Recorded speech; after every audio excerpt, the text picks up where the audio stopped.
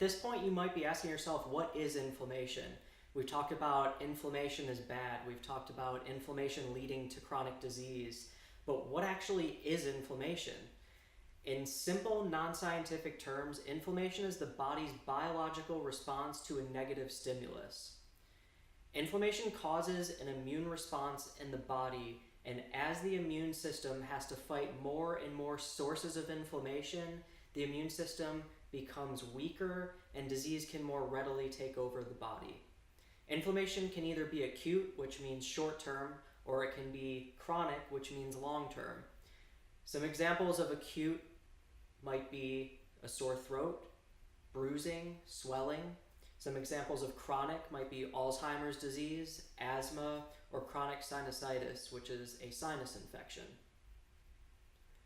Let's go over a little bit of a case study.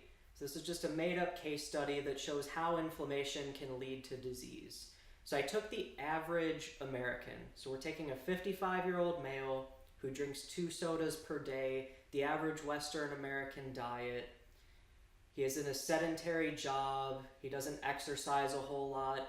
And sedentary job might not just be in the office. It might be a job where he has a little bit of physical activity in a given day, but maybe not enough walking or enough of other physical activity to make up for those times that are sedentary.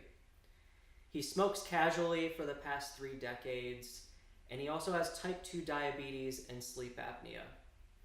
Now, I want to talk about an important topic when it comes to inflammation, and that's that these issues compound. So daily and weekly factors such as sugary drinks, junk food, a lack of physical activity, and cigarette use can cause the immune system to fight the toxins from those activities and those lifestyle behaviors, which weaken the immune system.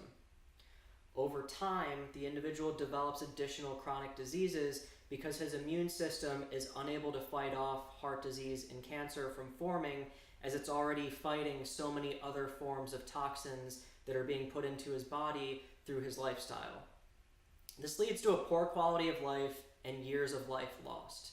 And that's what we hate to see. That's what we want to avoid or even reverse depending on the individual's condition. I also want to talk about specifically how inflammation causes cancer.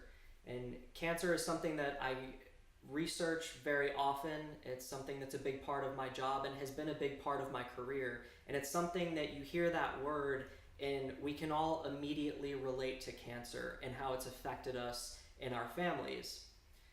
Your body is constantly replicating cells, and some of these cells are cancer cells. So I know that that's a scary concept if you didn't know that, but technically speaking, we all have cancerous cells in our bodies every single day.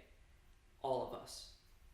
The thing is that your immune system is strong enough to fight and kill these cells so that you don't develop what we know is a clinical manifestation of cancer. It kills those cells so that you never get cancer. But when your immune system is bogged down fighting different forms of inflammation caused by things like poor diet and lifestyle, those cancer cells are left ignored and they're able to continue to replicate in the body. In time, those cancer cells continue to replicate and develop into tumors and manifested diagnosable cancer. The mechanism is similar for other chronic diseases such as heart disease.